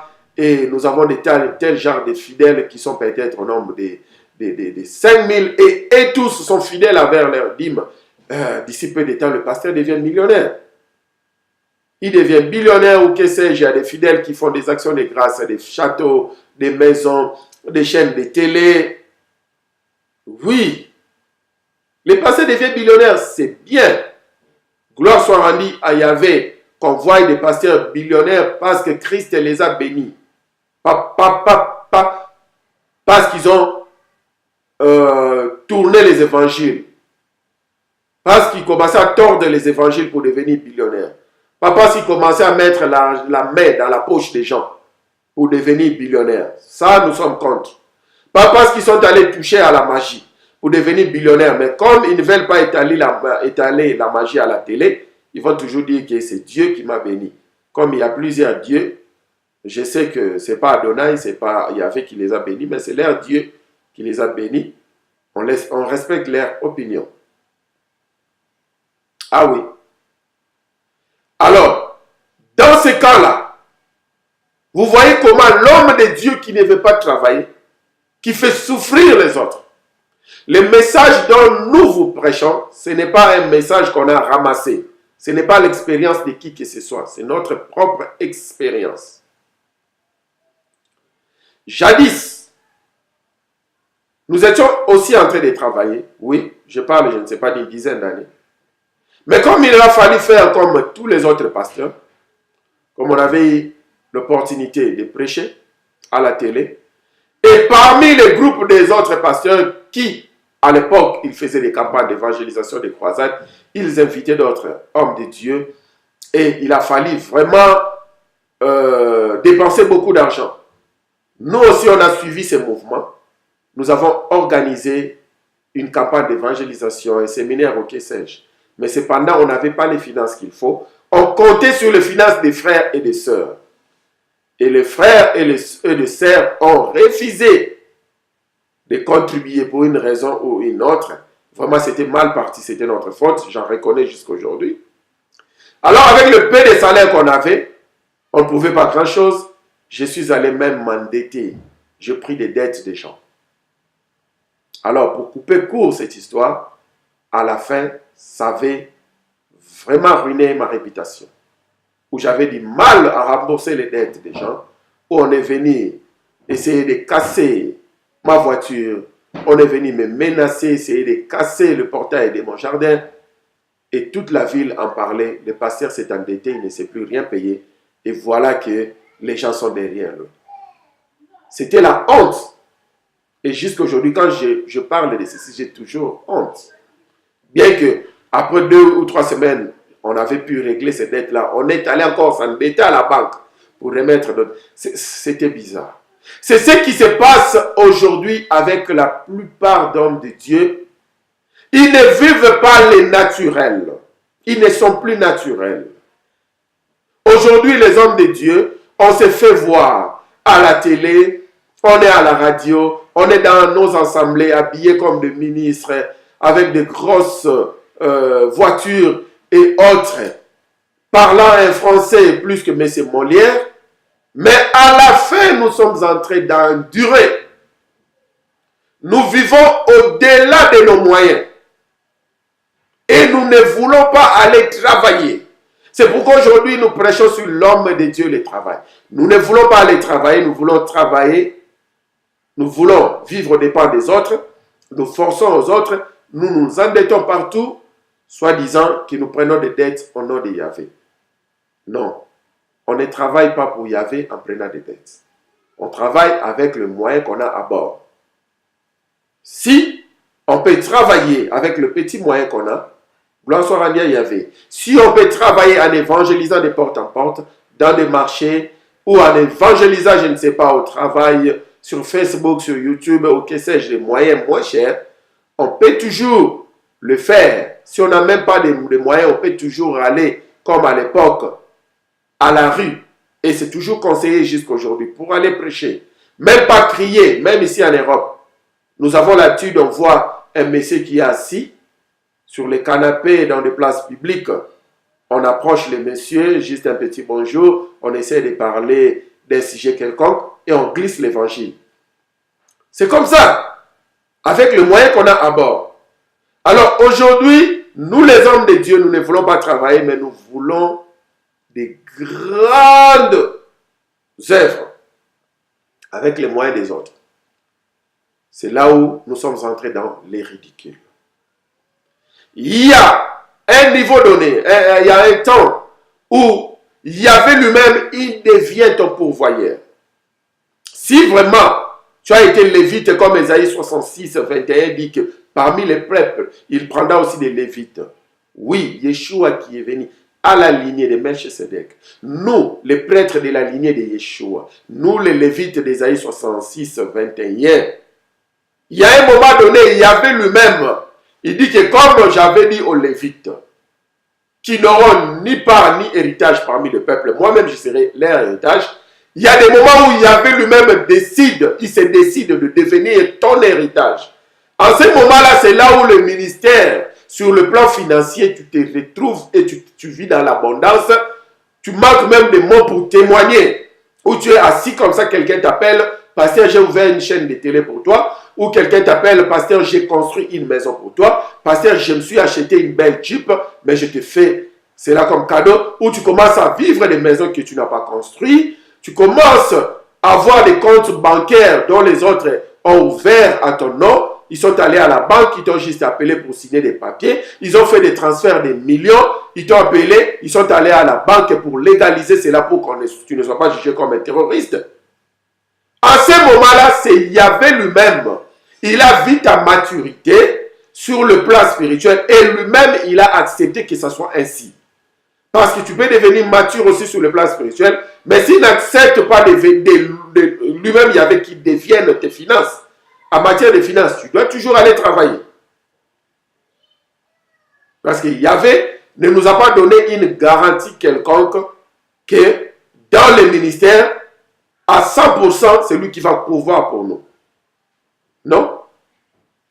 La garantie est que à 100% dans le ministère, que quelqu'un qui veut le suivre, lui Yeshua, qu'il s'oublie lui-même, qu'il prenne la croix et qu'il le suive. Prendre la croix et suivre quelqu'un pendant des kilomètres, pendant plusieurs années, ce n'est pas facile. C'est un message de sacrifice. Nous avons reçu cette assurance de nous sacrifier pour l'œuvre de Yahvé. Sacrifier notre parole, notre voix, nos biens, nos finances, notre énergie et tout pour Yahvé. Et si lui, comme son état se disait à Timothée, aucun militaire ne travaille dans une nation avec ses propres frais, nous qui sommes militaires de Yahvé, s'il veut nous doter, il va nous doter. Déjà, il nous a dotés avec sa parole, avec son énergie, avec sa révélation. Il nous a dotés aussi avec sa force pour que nous allions travailler au champ, chercher notre pain. Et s'il veut aussi nous doter de ses propres finances, il va aussi le faire. Mais s'il ne le fait pas, cela ne nous empêche pas. Nous allons travailler avec la sueur de notre front. S'il faut faire le cleaning, nous allons faire le cleaning. S'il faut faire l'échafaudage, nous allons faire l'échafaudage. N'acceptons pas que quelqu'un nous dise que ce pasteur-là fait l'échafaudage. Non, n'acceptons pas cela. Yeshua lui-même, il était un charpentier. À l'âge de la raison, jusqu'à 30 ans, il était un charpentier. Aujourd'hui, ceux qui sont devenus trop fiers, si un charpentier venait pour prendre votre fille en mariage, vous risquez de les chasser croyant que c'est une malédiction. C'est faux. Quelques années passées, c'était difficile d'avoir le travail ici en Grande-Bretagne. Alors partout où je cherchais le travail, je n'en trouvais pas. Je suis allé chercher un travail de cleaner, où j'étais devenu cleaner. Alors, une semaine après, j'ai eu ma promotion en tant que superviseur. Mais le cleaner en question, dans les années où je suis en train de parler, il a fallu maintenant nettoyer un bâtiment, une galerie, mais pas à l'intérieur, à l'extérieur. Ça signifie que tout le monde qui passait devait te voir. Alors, ma réputation était mise en jeu. Mais je n'avais pas de choix parce que je devais payer l'église et je devais aussi prendre soin de mon foyer. Je n'avais pas de choix. Je commençais à travailler dehors. Et les gens venaient Vous savez, surtout les Africains. Oh, quel pasteur, un pasteur maudit qui travaille dehors, un cleaner, ceci, cela. J'ai accepté cela, j'ai accepté tout. La honte, le déshonneur, tout. Mais pour moi, je savais que l'argent, c'est l'argent. L'argent d'un cleaner, l'argent d'un ministre, quand on part au supermarché, on ne va pas me refuser ou refuser un ministre. L'argent, c'est l'argent. Alors, il y a des frères qui venaient là-bas. Non, non, non, non, non, nous, on n'en paie pas. Et je puis prendre d'autres travailleurs, d'autres nations. À un moment donné, le gouvernement commençait à changer des lois. Ça devenait difficile. Alors, ces frères-là devaient repartir au travail. Ils sont venus me voir, mais parce qu'il n'y a plus une place. J'ai dit, malheureusement, les autres nations ont déjà pris des places. C'est ce qui se passe aujourd'hui. Nous, les pasteurs, nous sommes tellement fiers, nous sommes tellement orgueillés qu'on ne veut pas aller travailler. Il y a certains qui se disent que si je vais aller travailler, peut-être c'est dans un bureau, peut-être nous avons fait le droit, ou bien nous avons fait l'électricité, nous avons fait, je ne sais pas, peut-être. Alors, nous aimerions bien avoir un travail du bureau, être chef. Mais pour ceux qui sont, par exemple, ici en Europe, il y a ceux-là qui ont fait même des études de doctorat ici en Europe, mais qui sont des cleaners, qui sont devenus des charpentiers, qui sont devenus des gens qui font l'échafaudage. On n'a pas de choix parce que nous devons travailler. Alors, les hommes de Dieu, aujourd'hui, s'il y avait lui-même commence à pourvoir en tant qu'héritage financier dans votre ministère et qui vous a donné beaucoup de services à faire, vous êtes là à temps plein. Gloire soit rendue à Yahvé, nous ne sommes pas contre cela. Nous bénissons Yahvé pour cela. Mais ceux qui sentent qu'il y a des besoins, il faut acheter ceci, il faut acheter cela, il faut payer le rente de l'église, les frais de l'église, la location et autres. Rentrons au travail.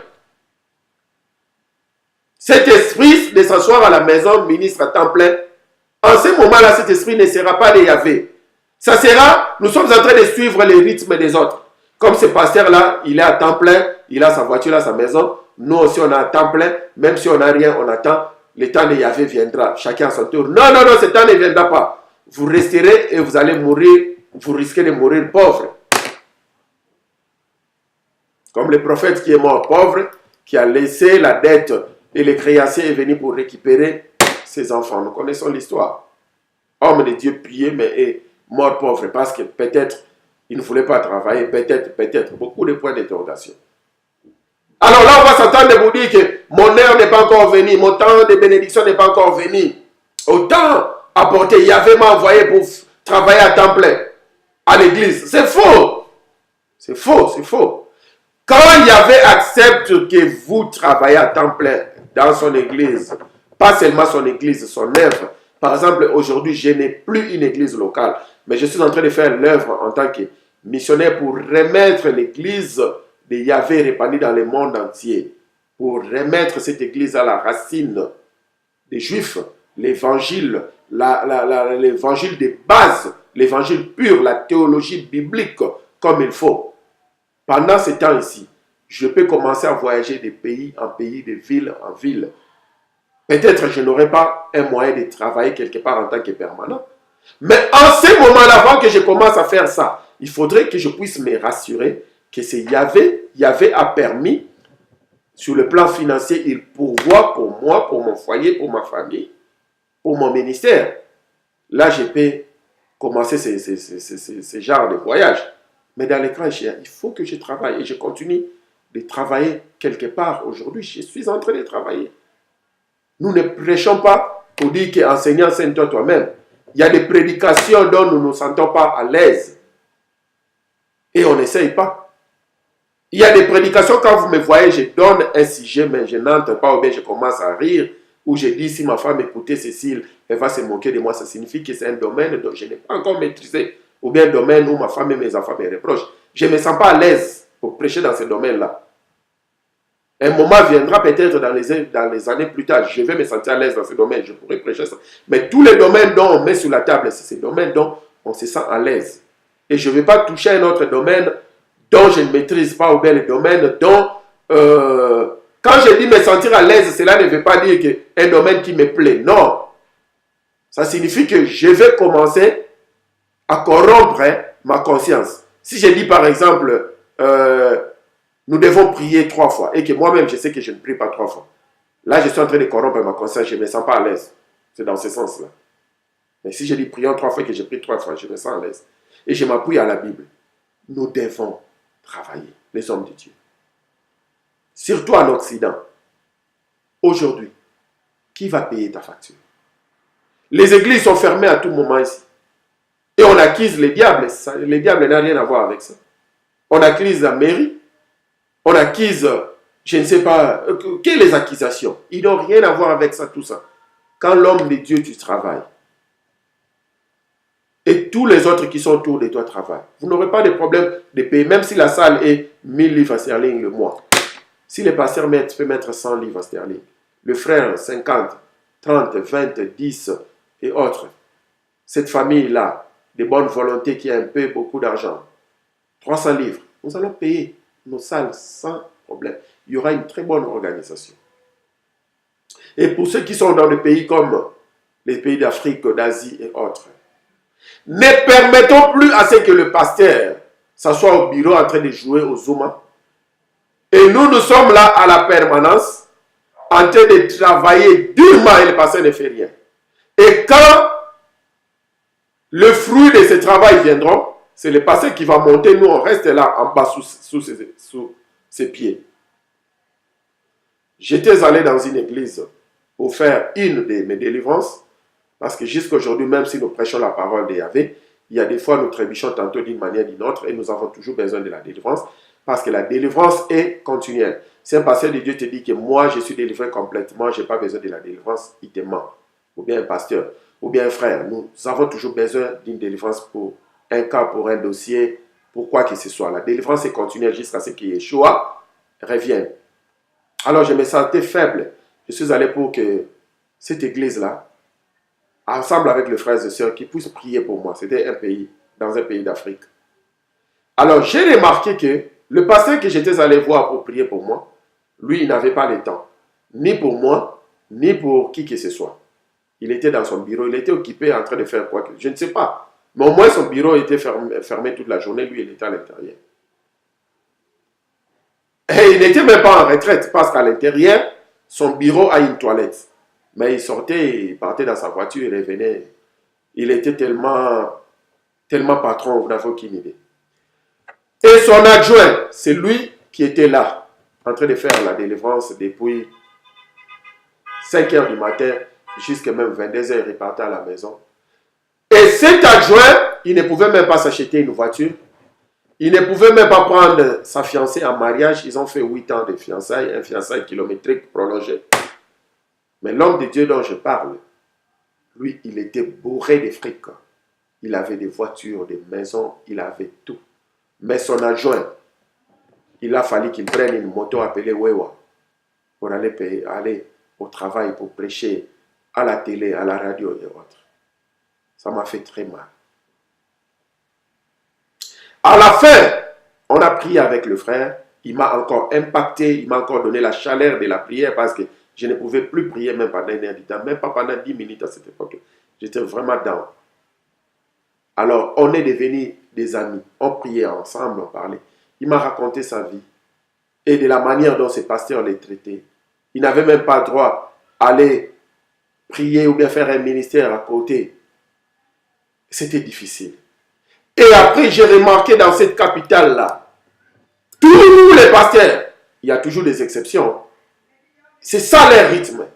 Et les pasteurs sont tellement élevés, de belles voitures, de belles maisons, mais quand vous regardez leurs adjoints, c'est autre chose. Ma matière de sacerdoce, les travail, ce sont les adjoints, les diacres, tout ce qui travaille dans ces églises-là, dans ces ministères-là. En ce moment-là, par conclusion, il faudrait comprendre que l'élévation de ces pasteurs-là n'a rien à voir avec Yahvé. Parce que le psaume 133, je vais vérifier rapidement parce que nous sommes à la fin, je ne vais pas m'abuser. Je pense que c'est le psaume 133, si ce n'est pas le cas, on va sauter. Où on parle du grand prêtre Aaron. Oui, psaume 133. Voici, oh, qu'il est agréable, qu'il est doux pour les frères, de demeurer ensemble. C'est comme l'huile précieuse. L'huile, c'est symbole de la bénédiction. symbole où on est établi, on est ordonné. C'est comme l'huile précieuse qui, répandue sur la tête, descend sur la barbe d'Aaron, qui descend sur le bord de ses vêtements. C'est comme la rosée de l'Hermon qui descend sur les montagnes de Sion, car c'est là que l'Éternel envoie la bénédiction, la vie pour l'éternité. Quand l'Éternel bénit le prêtre Aaron, ça commence de sa tête, l'huile commence de la tête, ça descend à la barbe, ça descend aux vêtements, ça prend tous les corps. Un pasteur titulaire, un ministre titulaire de son assemblée, quand ce ministre est béni, tout le monde est béni ensemble avec lui. Quand vous voyez un homme de Dieu, un pasteur, soi-disant béni, mais ceux qui travaillent avec lui sont encore en train de traîner avec des babouches, ils font le pied, à partir de ce soir, vous devez connaître que ce pasteur n'a pas été béni par Yahvé. Il n'y a pas de mathématiques à faire là-dessus. Ce n'est pas comme les Anglais disent rocket science. Non, c'est facile à comprendre. Il n'y a pas même une révélation là-dessus. Quand vous voyez le pasteur titulaire, il a commencé ensemble avec les frères et sœurs, les diacres, les évangélistes et autres. Ils travaillent durement ensemble, dans des permanences, des prières, des veillées. Ils font l'évangélisation ensemble. À un moment donné, il y avait commencé à bénir ce ministère. D'une manière ou d'une autre. Même s'il y a un frère qui vient, je ne sais pas, de quelque part, qui vient bénir les pasteurs à son propre nom, avec des millions. Et que ce pasteur se lève, il devient millionnaire. Ceux qui ont commencé l'œuvre avec lui, ils sont restés sans souliers, sans costume, sans même voiture, en train de prendre les Wewa et autres. Sachant que la bénédiction de ces pasteurs ne vient pas d'Adonai. C'est la clé qu'on nous donne cette soirée. Quand Adonai te lève, il élève Aaron avec tous ceux qui sont avec lui. Quand Adonai te lève, il te lève avec sa femme et ses enfants. Quand vous voyez aussi un papa qui est bourré de richesses, mais ses enfants, ils sont en train de coudre leurs pantalons. Ils sont en train de faire le pied. Ils sont en train de souffrir. Ils n'étudient pas dans de belles écoles, pas dans des universités de marques ou de noms. Et lui, il se dit que moi, j'ai souffert. Et aussi doivent souffrir pour avoir l'argent. Ce papa, sa bénédiction ne provient pas de Yahvé. C'est simple, vous n'avez pas besoin d'une révélation. Nous connaissons, il y a ce genre de papa. Il dit que moi j'ai souffert, mes enfants doivent aussi souffrir. Non. Si le papa a souffert et qu'il veut que ses enfants aussi puissent souffrir d'une manière, en matière d'école, pour que après quand lui va leur léguer tout ce qu'il a comme héritage, que ses enfants-là puissent savoir comment garder cet héritage, là c'est autre chose.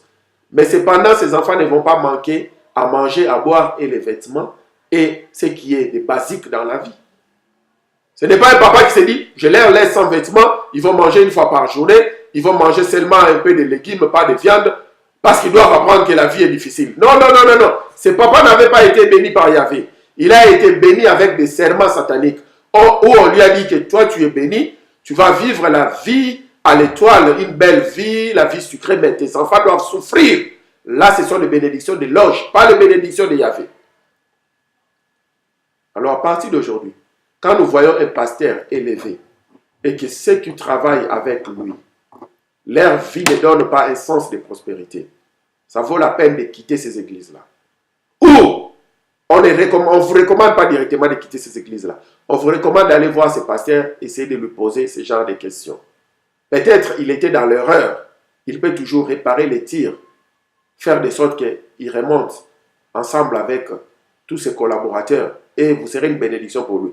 Mais au travers de sa réponse, s'il commence à vous répondre comme si c'est chamaillé, comme s'il était en colère, il criait sur vous, c'est le temps de quitter cette église-là parce que ce pasteur n'est pas béni par Yahvé. C'est seulement la bénédiction de Yahvé, Proverbe 10, 22, qui enrichit. Et cette richesse ne se fait suivre d'aucun chagrin. Mais toutes les autres bénédictions n'enrichissent pas. Et ça se fait toujours suivre des chagrins. Il y a des gens qui sont riches mais qui ne sont pas bénis. Toute personne qui est riche n'est pas bénie. Mais toute personne bénie par l'Éternel, toute personne bénie par l'Éternel, en matière de finances, ils deviennent non seulement riches, et ces richesses ne se font suivre d'aucun chagrin, et Il fait remonter, ou il donne un coup de poing à tous ceux qui travaillaient avec lui, ces collaborateurs-là. Donc la richesse de Yahvé, on la partage avec ses collaborateurs. Un pasteur qui ne veut pas partager sa richesse avec les autres collaborateurs, peu importe de la manière dont il reçoit cela, parce que les collaborateurs font des prières, on les soutient, on fait cela, ça ne vaut pas la peine de suivre ce genre de pasteur. Alors, une dernière recommandation pour clore. Tout homme de Dieu qui n'a pas encore vu une touche spéciale de Yahvé sur le plan financier, concernant son ministère, concernant son foyer, il doit aller travailler. Qui ne donne pas des excuses. Il faut qu'il parte travailler.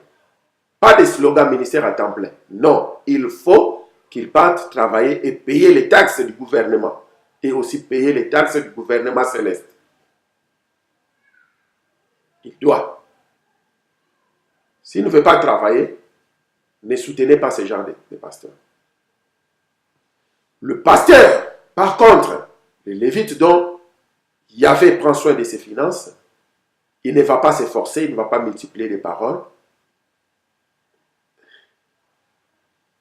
Il comprendra que c'est Yahvé qui est en train de prendre soin de ses finances. Et Yahvé ne laisse pas ses disciples de cette manière-là. Il parle, il communique avec eux. Il leur dira, maintenant moi je vais prendre soin de toi.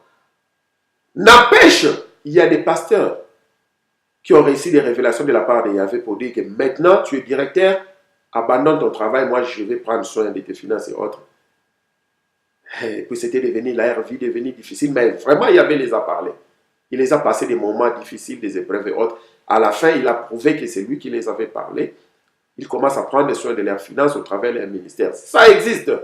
Il y a toujours des cas particuliers. Parce qu'ici, on parle en général, mais il y a des cas particuliers. Parce qu'il y a un homme de Dieu, peut-être qui a reçu un réma de la part de l'Éternel de cesser son travail en tant que manager, en tant que directeur, qu'il y avait pendant soin de lui. Et après, sa femme, ses enfants, ses proches collaborateurs diront, pasteur, tu t'es trompé. Yahvé ne t'avait pas parlé. Parce que de la manière dont tu es en train de galérer, même Satan n'est pas content. Mais cependant, à la fin, ça sera prouvé que c'est Yahvé qui lui avait parlé. Pour équilibrer ce message. Mais si Yahvé ne vous a pas parlé à cette reprise, dans une même oreille, de s'asseoir à la maison, ministre à temps plein, lui prendra soin de vous. S'il n'a pas parlé, c'est là dans la perfection. S'il vous plaît, à partir d'aujourd'hui, reprenons notre travail. S'il n'y a pas de travail, commençons à créer des travails. Partons travailler au champ, partons vendre de l'eau sur les chemins, partons travailler dans des ports, partons faire l'échafaudage, créons des travail. Et Yahvé bénira, et nous allons aussi les bénir en retour pour nous avoir l'énergie donnée, nous avoir donné l'énergie et la force pour travailler, pour prendre soin de son peuple ainsi que de ses affaires.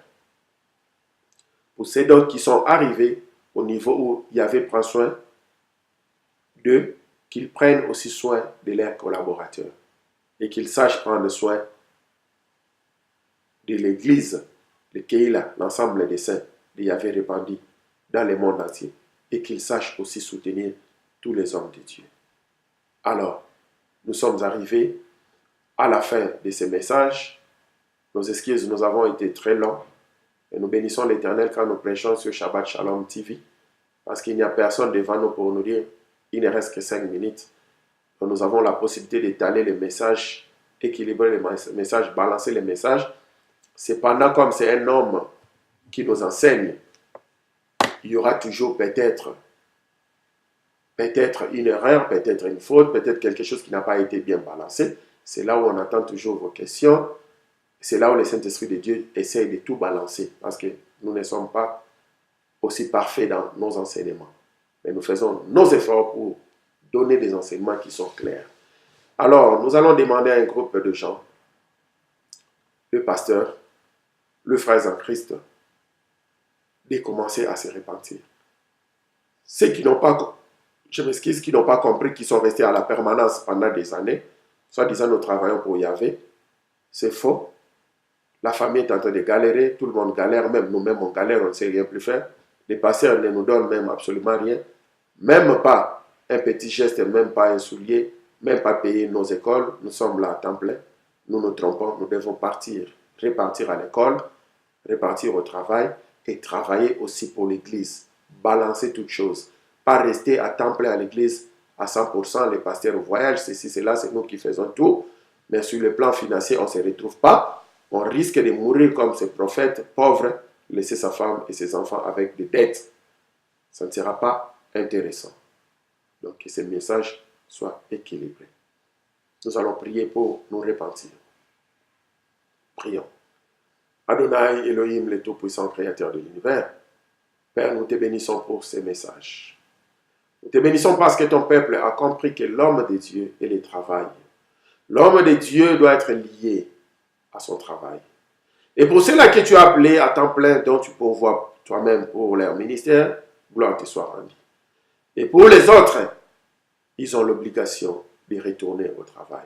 C'est pourquoi nous nous repentons à tout moment, nous avons fait souffrir nos femmes et nos enfants, parce que nous n'avons pas compris cette leçon, en commençant par moi-même. Jadis, où je disais à ma femme, on m'a appelé à temps plein. Temps plein, je ne peux rien faire. Je suis resté à la maison pendant des années. Ma famille endurait, tout le monde endurait. Et personne ne pouvait subvenir aux besoins de ma famille. Et tout le monde n'était pas content. J'avais déséquilibré ma famille à l'époque. Jusqu'à ce que tu me fasses comprendre que je devais rentrer pour aller travailler parce que ça, c'était ma bénédiction. Et c'est ce que nous faisons jusqu'à aujourd'hui. Et c'est que tous les hommes de Dieu aussi commenceront à faire jusqu'à aujourd'hui. Afin que nous soyons bénis, nous soyons là des chefs de nos familles pour prendre soin de nos femmes, nos enfants, nos familles, ainsi que ton œuvre. Nous te bénissons, Père, dans le précieux nom de ton Fils, Yeshua, Hamashia. Nous avons ainsi prié. Nous te bénissons. Bénissons le peuple de Yahvé. Amen. Amen. Amen. Alléluia. Alléluia. Gloire soit rendue à Yahvé. Gloire soit rendue à Adonai. Nous sommes arrivés à la fin de notre message. Nous sommes arrivés à la fin de notre message. Merci beaucoup pour ceux qui nous ont suivis. Nous allons laisser cette vidéo sur Facebook.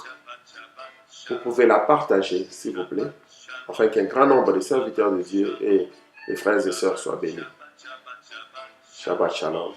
Nous vous aimons bien. Nous n'avons pas l'habitude de citer les noms, mais nous vous voyons tous quand vous êtes là. Nous vous bénissons tous, nos frères et sœurs. Nous ne voulons pas citer un nom et puis oublier notre nom. Pasteur, tu n'avais pas cité mon nom. Nous vous citons tous. Soyons bénis. Merci. Shabbat Shalom. Shabbat Shalom, Shalom. Shabbat Shalom, Yerushalayim, la cité de l'Éternel. Bye bye. À nous revoir les samedis prochains à la même heure, de 15h à 16h. Au revoir Facebook, au revoir YouTube, au revoir Shabbat Shalom TV. Nous vous aimons bien. Au revoir.